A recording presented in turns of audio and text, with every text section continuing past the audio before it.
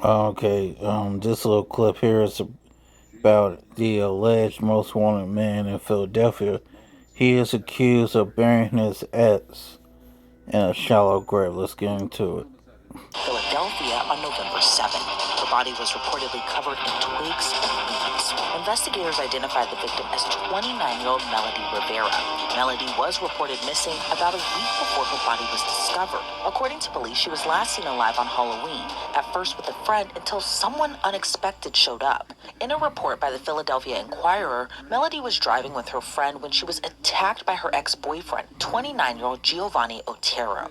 Otero allegedly threw Melody's friend out of the car, then drove off with Melody. Police later found the car abandoned days later. While her body was discovered on November 7th, investigators believe she was likely killed on November 1st. Police initially considered him to be a person of interest, and they wanted to question him after learning the two were involved in a dispute around the time Melody went missing. According to the report by the Philadelphia Inquirer, Melody's family said he had been harassing and threatening her for weeks before she went missing on Halloween. So when police wanted to talk to him, they were waiting to speak with him for weeks, but they never got a chance. Then more shocking details were released. Authorities learned Melody had been bludgeoned to death, and her death was ruled a homicide by violence. But when the medical examiner ruled on the cause of death, while he initially faced an abuse of corpse charge, his charges were upgraded to murder. Police discovered he hadn't checked in with his parole officer and hadn't been seen since. Police say his criminal And this history was dude is a lengthy and can be jailbird. traced back to when he was just 12 years old. Otero. What is it with you women always getting with jailbirds? I don't get it. Women and jailbirds. I just don't get it. Served time on drug and gun charges in 2015, but he also served time in 2018 after being convicted of illegal gun possession, where he was sentenced to 3.5 years to 8 years in jail. And right before Melody's murder, he had just. And I'm sitting here looking at this. This guy is known by the U.S. Marshals. That right there should tell you something. Recently been released. It's unclear where Otero is, but authorities are now calling him the most wanted man in Philadelphia. But for Melody's family, their life has forever been changed. Melody's 11-year-old son now has to grow up without his mother, and while her family was able to properly lay her to rest, they hope her killer will be found. Melody's sister Martha Fred told local station WPVI she didn't deserve this, especially by someone who supposedly loved her. The case even caught the attention of the U.S. Marshals. U.S. Marshals say Otero also goes by the alias Gozer. They say he has black hair, brown eyes, tattoos covering both hands, and a dagger behind his left ear. They are offering a reward of $5,000 for any information leading to an arrest. So we have a lot to break down in this case, so let's bring on retired Detective Commander of Chicago PD, Will Spieler. Will, thank you so much for joining me. I want to get your take on the case overall. A woman who initially went missing is discovered dead in a shallow grave, and authorities believe her ex-boyfriend is responsible. What's your reaction, and how often in your experience have you seen a case like this? Far too many times, in my experience. This is looks like an example of a domestic violence situation that continued to get more and more physical, more and more violent. It escalated to the point where he killed her.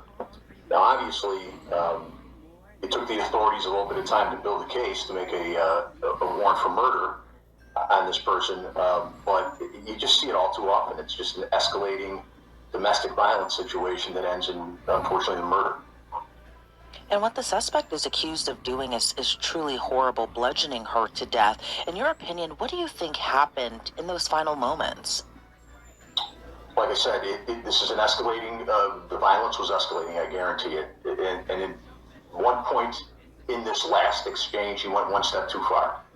One blow too many, and at that point now he panics and he goes into survival mode.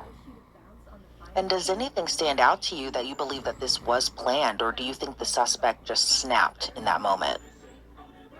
Well, my understanding on this is she was riding with a friend in the car.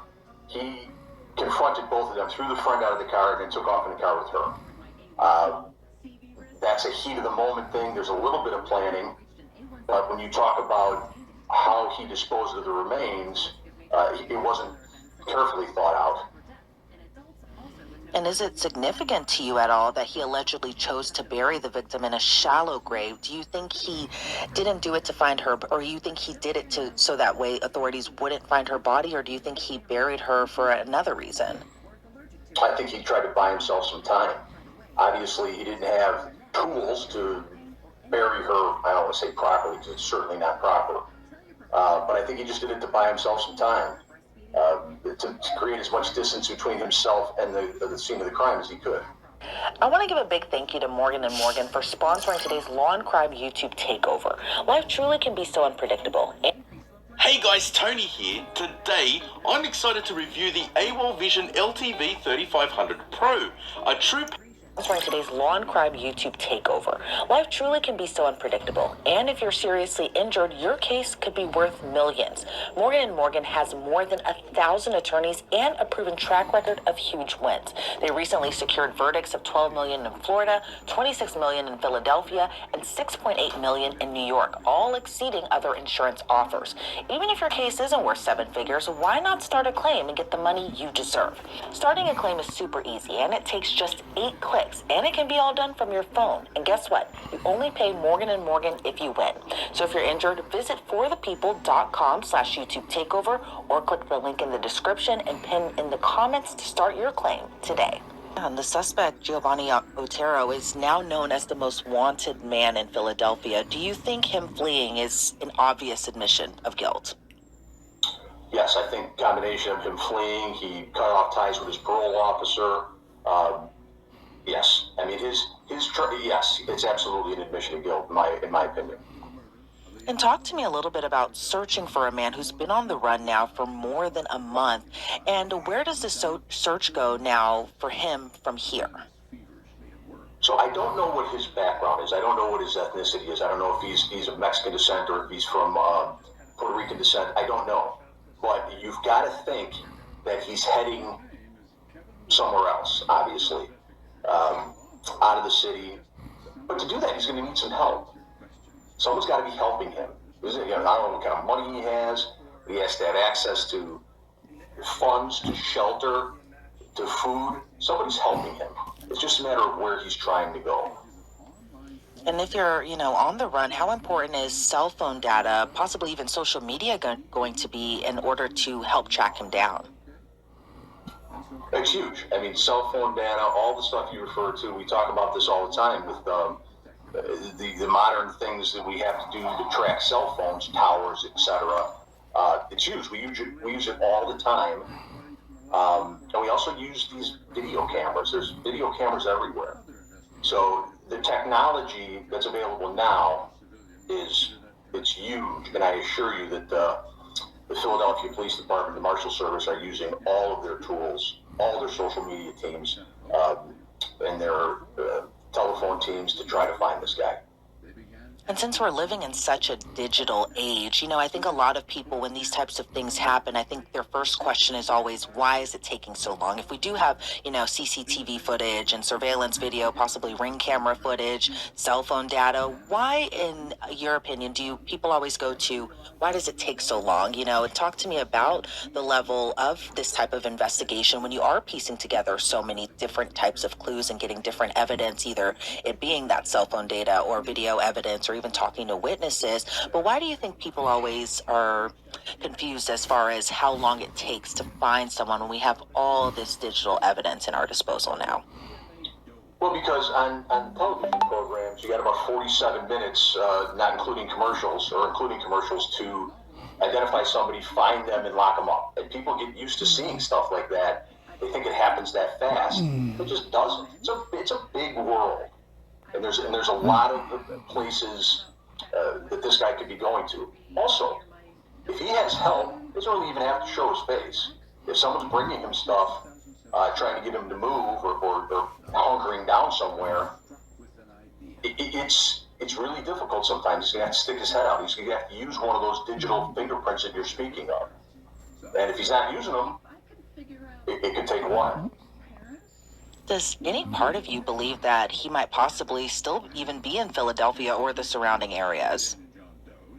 He could. He absolutely could. But like I said, if he's doing that, he's got some help. I think, well, you got to remember he had about 30 days before they made the announcement that he's wanted for murder. Now, they did the parole violation warrant immediately, which is outstanding. We do it all the time. That lets other law enforcement entities know that, listen, if I stop a car with somebody in it, I don't know who's in it. I don't know what that person did. That person inside the car knows what they did. And this is a tool for officers to generally have an idea that, yep, this guy's wanted, and you can hold him on this parole warrant until they build their case and they execute the murder warrant, which they did. And this is also a man who reportedly has been committing crimes since he was 12 years old. Because of that, how difficult could it be to find him? Or do you think in a way that could make things a lot easier? Oh, I think the fact that he's covered in tattoos from head to toe makes it difficult for him to get lost. The lifestyle, the criminal lifestyle, it's like I said, it's all about self-preservation at that point. They learned it in the joint, they learned it on the streets. I think that it makes him harder to track because he has a general idea of how the system works and how the police are going to come looking for him. But also his criminal background is going to hinder him. He's not going to be able to move freely in society with all that paper on him. And the U.S. Marshals, they're offering a $5,000 reward. Do you think the reward is going to help in his capture? I mean, if it's a really good friend or family member, 5,000 is not going to make you turn him in. I mean, money's nice, but if you're getting help from a family member or from a friend, they're not thinking about that money. What they should be thinking about.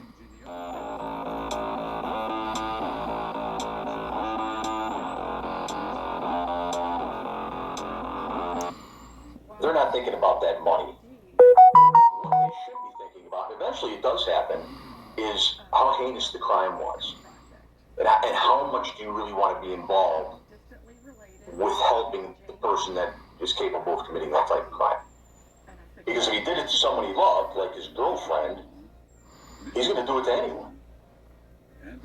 Yeah, and do you think that, because he's on the run, possibly, if there's that sense that authorities are closing in on him, do you think that things could possibly end in a terrible way, that he could go out and commit another crime, he could go out and hurt somebody else? Do you think that's all a possibility, especially as authorities are potentially and hopefully one day will close in on him?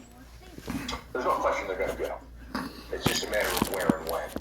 And as the news tightens, you're going to see some sort of he's going to commit crimes. Maybe he's going to carjack someone when he's trying to get away. The thing I found kind of encouraging, not that there's any problem getting a gun on the street, is, and I don't want to say encouraging, it was a terrible way to phrase that, but he didn't use a weapon, as far as you know, as far as a firearm, when he committed the murder. So could he get a gun? Absolutely, he can get a gun anywhere. But at the time of the crime, it sounds like he did not have a firearm. So is there going to be a shootout at the end of this? It could be. And how serious of charges could anybody who has helped him in this escape, in a way, be for them if they, once the suspect is eventually apprehended? I mean, even if it's somebody turning over a cell phone to him or something, as far as, like you had mentioned before, getting him food or even sheltering him, how serious of charges could they also face if authorities do learn that he did have help on the outside? So they're felonies. They're felony charges for aiding and abetting. You're going to have to establish the fact that the person who's helping them knows that they were wanted and he was helping him escape or giving aid to someone helping. Listen, it's all over the news. It's all over the Marshal Service. You'd be hard pressed to say, well, I didn't know what he was doing here. I was just trying to give him a hand. But they're felonies. And they will be prosecuted. And say he is found potentially across state lines, across the country, or even in another country, is there that possibility that he could also face federal charges too? We get the Federal Marshal Service looking for him. There's a warrant out for his arrest that's good anywhere in the United States. Some warrants are good in Mexico. the federal, I don't know what the federal jurisdiction is on this. Crossing state lines doesn't necessarily make it federal unless you're doing the crime or you're taking someone across state lines. But it can just be we do it all the time, extraditions. Somebody gets locked up in Florida, we extradite them back to to Illinois. So I don't know where the federal charges would come into this, but the murder warrant is good anywhere. And of course, the victim and the victim's family is pleading for him to be found. What's it like talking to victims' family members who just want a form of justice? It's gut wrenching. It's very difficult. And again, like you said, time when you're in that situation as a family member, a day is a year. Say if your family member's gone that long, or you're trying to find someone who did something like this, a day is a year for them. It's an eternity. And everybody, like you said, everybody wants this to be taken care of quickly, especially the family members. And it's very difficult. I mean, they've already lost the person. Now what are you going to do? What can you do to bring? I hate the word closure because I don't know even know what that means. But how do you give them a sense of justice? How do you give them some relief so they can try to heal? And what we do as homicide investigators is we try to bring them the offender to justice for them so they can move on and heal. It's very difficult to talk to people. You have to have empathy. You have to listen to people. But it's very difficult, but it's hugely important. And of course, our thoughts are with the victim's family in this case. Will, I want to thank you so much for your time and your insight into this case as well. But before we sign you off, how long do you think it'll take for authorities to find Otero? They're going to need a break. They're going to need a hit on the social media. They're going to need the tip. The money might help. I'm sure that you're going to see the money go up. Someone's going to see him.